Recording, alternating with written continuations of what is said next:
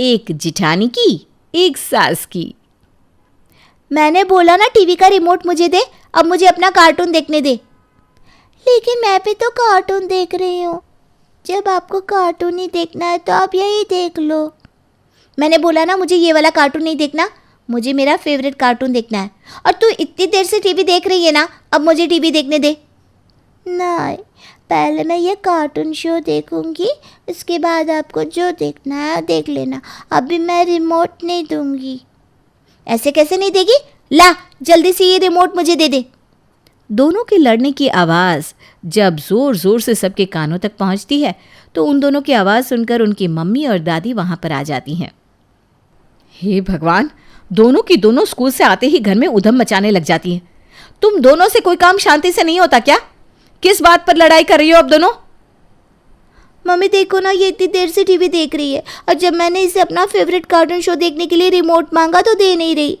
ये ना हर रोज ऐसा ही करती है, आप समझाओ ना इसे। गिन्नी बेटा, तूने टीवी देखा ना, अब थोड़ी देर दीदी को भी टीवी देख लेने दे। जब दीदी टीवी देख लेगी तो फिर से देख लेना। नहीं दादी, टीवी देखेगी तो सिर्फ गिन्नी देखेगी, मैं किसी को भी टीवी का रिमोट नहीं दूंगी। देखा मम्मी आपने, इसलिए ना इससे मेरी लड़ाई होती है। ये कभी मेरी कोई बात नहीं सुनती, हमेशा जिद करती है। अरे तो क्या हो गया, तेरी छोटी बहन ही तो है, देख लेने देना टीवी, तो बाद में देख लियो। तुझे भी अभी ही टीवी देखने की जिद है क्या? जा गिन्नी बेटा, तो आराम से टीवी देख ले। क्या मम्मी, आप भी जब देखो तब गिन्नी की साइड लेती हो। आपको पता है ना मुझे भी थोड़ी देर बाद ट्यूशन जाना है, फिर वहां से आकर अपना होमवर्क भी करना है। पूरा दिन में थोड़ा सा तो टाइम मिलता है टीवी देखने का, उसमें भी ये मुझे टीवी देखने नहीं देती। अरे तो बता अब मैं क्या करूं? इससे रिमोट ले लूंगी तो ये रोने लग जाएगी। तू बड़ी है ना, ये नहीं समझती, तू तो समझ जा बेटा। अरे बहू, तू तो ऐसे कह रही है जैसे जिया पता नहीं कितनी बड़ी है। दोनों में बस 1 साल का ही तो फ़र्क है। लेकिन तूने गिन्नी को कुछ ज़्यादा ही सर पर चढ़ा रखा है। अगर उसे बचपन से ही छोटी छोटी बातों के लिए इतनी ज़िद्दी बना दोगी ना, तो बड़ी होकर वो तेरी बात नहीं सुनेगी।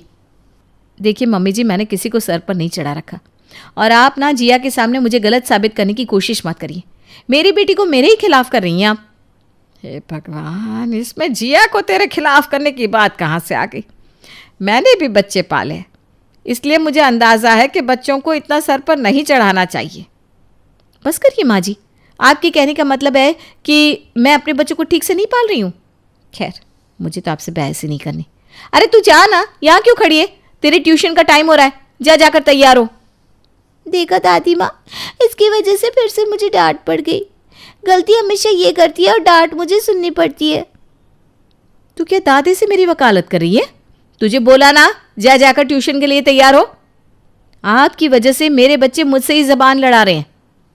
देखो तो सही, उल्टा चोर कोतवाल को डांटे।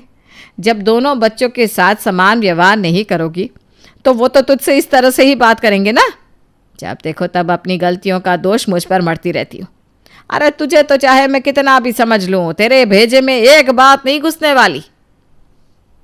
हे भगवान, इन दोनों का महायुद्ध फिर से शुरू हो गया।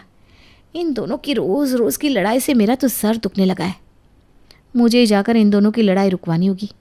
आशा हॉल में आती है। क्या मम्मी जी, क्या दीदी, आप दोनों ने फिर से लड़ना शुरू कर दिया। दीदी आप मेरे साथ किचन में चलो, मुझे रात का खाना बनाना है। अकेले खाना बनाते बनाते मैं तो परेशान हो गई हूँ। और मम्मी जी, आपको पता है ना, ज़्यादा टेंशन लेने से, लड़ाई करने से चेहरे पर झुर्रियाँ आ जाती हैं। तो आप टेंशन ना लो ना और अपने कमरे में जाकर आराम करो, जाओ। अरे लेकिन प्लीज़, लेकिन वेकिन कुछ नहीं दीदी, शाम के लिए बहुत सारा खाना बनाना है। आज तो आपने खीर बनाने का प्लान किया था, तो चलिए अब मेरे साथ किचन में चलिए। अभी तो आशा जैसे तैसे करके उन दोनों की लड़ाई बंद करवा देती है, लेकिन शाम को खाने के टेबल पर, अब तूने अपनी खीर खा ली है तो मेरी कटोरी में से खीर क्यों खा रही है? अरे अगर उसने तेरी कटोरी में से थोड़ी सी खीर ले ली तो क्या हो गया? अपनी छोटी बहन के साथ थोड़ा मिल बांट कर खा लेगी तो क्या हो जाएगा? तो ये बात आप इसे भी तो समझाओ ना। जब मैं इससे खाने के लिए थोड़ी सी चीज़ मांगती हूँ तो ये कैसे मुंह बना लेती है। अपनी थोड़ी सी चीज़ भी नहीं देती मुझे, तो मैं क्यों दूँ? और वैसे भी ये 2 बार खीर खा चुकी है और मुझे तो सिर्फ 1 कटोरी खीर मिली है, तो मैं नहीं देने वाली। वैसे तो जब खीर बची रहती है तब तुझे खीर खानी नहीं होती है, कहती है मुझे खीर से ज़्यादा हलवा पसंद है, और अब जब गिन्नी ने थोड़ी सी खीर मांग ली तो तुझे खीर इतनी पसंद हो गई। बहू, अगर आज जिया का खीर खाने का मन कर रहा है तो उसे खा लेने देना। गिन्नी को खीर खानी है तो मैं अपनी कटोरी में से दे दूंगी। पहले तो तू इसे दूसरी बातों पर डांटती थी, लेकिन अब खाने पीने की बातों पर भी डांटने लगी है। आप देख रही हो ना दादी, मम्मी सिर्फ गिन्नी से ही प्यार करती है। मुझे पता है आपने सिर्फ गिन्नी के लिए खीर बनाई है, तभी तो बोल रही हो ये खीर उसे दे दे। मुझे नहीं खानी ये खीर, इसे ही खिला दो। देख लिया ना, अभी तक ये चुपचाप बैठी थी और अब ये मुझसे इतनी बड़ी बात कर रही है। आपकी वजह से इतनी ज़्यादा बिगड़ती जा रही है। अरे आप दोनों भी बस करो ना, कम से कम खाना खाते टाइम तो एक दूसरे से लड़ाई मत करो। जिया बेटा, तुम आराम से अपना खाना खा लो। दीदी ने ये खीर तुम्हारे और गिन्नी दोनों के लिए बनाई थी, समझी? चलो अब जल्दी से इसे खा लो, चलो। ठीक है चाची, मैं ये खीर अपने कमरे में लेकर जा रही हूँ। पहले मैं अपना होमवर्क करूँगी, उसके बाद ये खीर खाऊंगी। मुझे यहाँ बैठकर खाने का मन ही नहीं कर रहा। ठीक है बेटा, तुम इसे अपने कमरे में ले जाओ। जिया खीर को अपने कमरे में ले जाती है। थोड़ी देर बाद मौका पाकर सारी खीर को सिंक में गिरा देती है, लेकिन ऐसा करते हुए उसकी मम्मी उसे देख लेती है। मुझे तो पहले ही पता था कि तुझे ये खीर खाने का मन नहीं है। अरे जब नहीं खानी थी तो कम से कम ये खीर गिन्नी को ही खा लेने देती, कम से कम ये उसके पेट में तो पड़ जाती। पहले जानबूझकर उसे रुलाया और अब ये नहीं खानी थी तो सिंक में गिरा दी। हे भगवान, रसोई में पानी पीने आई थी, उसमें भी तूने जिया को डांटना शुरू कर दिया। अरे कभी तो इस बेचारे को चैन से रह लेने दे, अब क्यों इतनी रात को इस पर चिल्ला रही है? इस पर मैं कोई बेफिजुल में नहीं चिल्ला रही हूँ। जब गिन्नी खाने के लिए खीर मांग रही थी तब तो इसने उसे खाने नहीं दी, और अब सारी खीर सिंक में बहा दी। आप हर बात में इसकी साइड लेती हो, अब आप बताओ। अरे अब मैं क्या बताऊं? अगर तू समझदार होती तो ये बात कब की समझ चुकी होती। जब बात बात पर इसे इतना टोकेगी तो ये परेशान होकर और क्या करेगी। बेचारी को खीर खाने के लिए इतना परेशान कर दिया कि उसका खीर खाने का मन ही उतर गया, इसलिए उसने खीर को सिंक में फेंक दिया। अगर तूने उसे कुछ कहा नहीं होता ना तो वो ऐसा क्यों करती? ये सब तेरी ही गलती है। वाह वाह वाह वाह वाह वाह, देखो तो उल्टा चोर कोतवाल को डांटे। हर बात में इसका साथ दे दे के इसे इतना सर पर चढ़ा लिया है कि इसे पता है मैं चाहे कुछ भी गलत करूं, दादी माँ आकर मुझे बचा ही लेगी। लेकिन आज नहीं बचेगी तू। अब तूने खाने को सिंक में फेंका है ना, मैं तुझे सुबह का नाश्ता ही नहीं दूंगी, तभी जाकर तुझे खाने की कदर समझ में आएगी। अब जाकर अपने कमरे में सो जा, और आप भी अपने कमरे में जाकर सो जाइए, क्योंकि आपसे बात करने की और ताकत नहीं है मुझ में। अरे तूने जो किया है ना वो ठीक नहीं किया। तुझे क्या लगता है मैं अपनी पोती को भूखी रहने दूंगी? अरे तू उसे नाश्ता नहीं देगी तो उसकी दादी तो है, मैं अपने आप उसके लिए नाश्ता बना दूंगी। सुपर डाइनिंग टेबल पर सभी नाश्ता करते हैं, लेकिन योगिता जिया को नाश्ता नहीं देती। मम्मी, जब आपने इसे नाश्ता दिया तो मुझे भी नाश्ता दो, मुझे भी भूख लगी है। जब भूख लगने के बाद भी खाना नहीं मिलेगा ना, तब तुझे खाने की असली कदर समझ में आएगी। कल जो तूने बिना सोचे खीर को सिंक में फेंक दिया था, ये उसी की सज़ा है बेटा। अरे दीदी, क्यों जिया पर इतनी कठोर होती हैं? वो अभी सिर्फ 8 साल की तो है। मैं जानती हूँ कि उसने जो किया वो गलत था, लेकिन अगर आप उसके साथ ऐसा करोगी तो वो और ज़्यादा ढीठ हो जाएगी। पहले ही आप उसे इतना डांटती हो, अब ऐसा करोगी तो कैसा लगेगा उसे? देखो आशा, मैं जो कर रही हूँ ना बिल्कुल ठीक कर रही हूँ। आज इसे कोई नाश्ता नहीं मिलेगा। अरे ऐसा कैसे मेरी पोती को नाश्ता नहीं मिलेगा? तुझे क्या लगता है उसकी दादी के रहते वो भूखी रहेगी? ये ले जिया बेटा, मैं तेरे लिए नत्थूलाल हलवाई के गर्मा गर्म समोसे लेकर आई हूँ, और साथ में स्ट्रॉबेरी लस्सी भी लेकर आई हूँ। तुझे पसंद है ना बेटा? अरे देखो तो, मेरे मना करने के बाद भी इसके लिए नाश्ता लेकर आ रही हैं।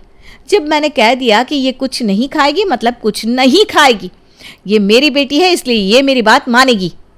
अरे ये तेरी बेटी है तो क्या हुआ, मेरी भी तो पोती है। खा बेटा, तू बिंदास खा, किससे मैं इतनी हिम्मत नहीं जो तुझे कुछ बोल दे। अब ना मेरा पारा हाई हो रहा है। प्लीज़ दीदी, अभी कुछ नहीं, बच्चों को स्कूल जाना है, भगवान के लिए आप दोनों चुप हो जाओ। चलो बच्चों, तुम जल्दी जल्दी नाश्ता कर लो, फिर मैं तुम्हें स्कूल बस तक छोड़ आऊँगी। आशा जैसे तैसे दोनों को स्कूल बस तक छोड़कर आती है, लेकिन शाम को दोनों फिर से लड़ाई करना शुरू कर देती हैं। तुझे बोला था ना मैंने, ये ड्रेस तुझे नहीं दूंगी। ये ड्रेस पापा मेरे लिए लेकर आए थे, और तेरे लिए भी तो पापा ड्रेस लेकर आए थे। तू अपनी वाली पहन ना, मेरी वाली ड्रेस के पीछे क्यों पड़ी है? लेकिन मुझे ये वाली ड्रेस पसंद नहीं, मुझे ये वाली ज़्यादा अच्छी लग रही है, तो आप मुझे ये ड्रेस दे दो। अरे मैं क्यों तुझे अपनी ड्रेस दूँ? तू जा यहाँ से, वरना मैं दादी को बोल दूँगी। अच्छा, तो फिर मैं भी मम्मी को बोल दूँगी। पता है ना, एक बार मैंने मम्मी को बोला तो मम्मी तुमसे लेकर ये मुझे ही देंगी। उन दोनों के लड़ने की आवाज़ सुनकर फिर से योगिता और देवकी को वहां आना पड़ता है। हे भगवान, अब क्या कर दिया जिया तूने? क्या कर दिया जिया का क्या मतलब है? क्या हर बार गलती जिया की ही होती है? गिन्नी हमेशा कुछ ना कुछ ऐसा करती है जिससे जिया परेशान होती है। पक्का किया तो कुछ ना कुछ गिन्नी नहीं है। गिन्नी बहुत समझदार है, वो बिना किसी बात की किसी को कुछ नहीं कहती, और वैसे भी वो छोटी है तो इसे चुप रहना चाहिए ना। मम्मी ये छोटी है तो क्या कुछ भी करेगी? और वैसे भी गलती मेरी नहीं है, इसी की है। पहले तो ये मेरी अलमारी से मेरी ड्रेस निकाल कर पहनने लगी और कह रही है अब मेरी ड्रेस को यही रखेगी। जब पापा ये ड्रेस मेरे लिए लेकर आए थे तो मैं इसे ये ड्रेस क्यों दूँ? मैं पहले ही बता देती हूँ, मैं अपनी ड्रेस को किसी को नहीं दूंगी। नहीं मम्मा, मुझे ये ड्रेस चाहिए, मुझे बहुत अच्छी लग रही है, और मेरे पास कोई ड्रेस भी नहीं है। दीदी के पास इतनी सुंदर सुंदर ड्रेस है, लेकिन वो अपनी ड्रेसेस में से एक ड्रेस भी मुझे नहीं देती। जिया की ड्रेस के लिए गिन्नी रोना शुरू कर देती है, तो योगिता जिया के हाथ से उसकी ड्रेस छीनकर गिन्नी को दे देती है। आपने मेरी ड्रेस उसे क्यों दी? तुझे दिख नहीं रहा वो रो रही है? तुझे पहले ही कहा था ना कि ये ड्रेस उसे दे दे, लेकिन इसे रुलाए बिना तेरा काम नहीं चलता। जब देखो तब हमेशा इसे रुलाती रहती हो। बस बहुत हो गया बहू, बच्चे को इतना ज़िद्दी बनाना भी अच्छा नहीं। तेरी वजह से गिन्नी हर चीज़ में ज़िद करने लगी है, और जब उसकी ज़िद पूरी नहीं होती तो वो रोना शुरू कर देती है। तूने गिन्नी की आदत बहुत ज़्यादा ख़राब कर दी है। अरे जब ये ड्रेस जिया की है तो ये जिया की मर्ज़ी है कि वो इस ड्रेस को किसी को पहनने के लिए दे या ना दे। आप जो इस तरह जिया को भड़काती हो ना, इसीलिए ये गिन्नी इस तरह से लड़ती है। अब मेरी भी छोटी बहन थी, मैं भी उसे अपनी चीज़ें, अपने खिलौने, अपने कपड़े सब कुछ दे देती थी, तो इससे अपनी बहन को कुछ देने में क्या दिक्कत है?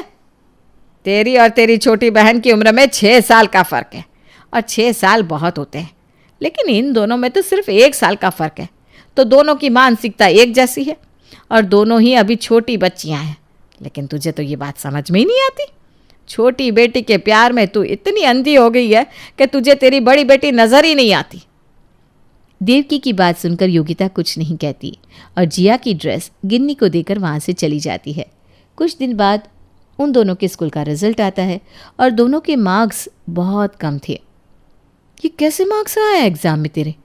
रोज़ ट्यूशन जाती है, उसके बाद भी इतने कम मार्क्स? दादी ने इतना सर पर चढ़ा लिया है कि अब तूने पढ़ाई में ध्यान देना भी छोड़ दिया। आज से ना तो तू टीवी देखेगी और ना कहीं बाहर खेलने जाएगी। आज से तेरा पूरा ध्यान सिर्फ और सिर्फ तेरी पढ़ाई में होगा। मम्मी, मुझे फ्रेंड्स के साथ खेलने जाना है, मैं जाऊँ? हाँ बेटा जाओ। लेकिन मम्मी, मार्क्स तो गिन्नी के भी कम आए, और इसके मार्क्स तो मुझसे भी कम आए, फिर भी आप इसे खेलने की परमिशन दे रही हो। अगर ये बाहर खेलने जाएगी तो मैं भी जाऊंगी। अरे वो छोटी है, इसलिए उसके मार्क्स कम आए। तू ना मुझसे ज़्यादा बहस मत कर, जा अंदर जाकर पढ़ाई कर। जिया कहीं नहीं जाएगी। अगर गिन्नी बाहर खेलने जाएगी तो जिया भी बाहर खेलने जाएगी, और अगर जिया अपने कमरे में बैठकर पढ़ाई करेगी तो गिन्नी भी अपने कमरे में बैठकर पढ़ाई करेगी।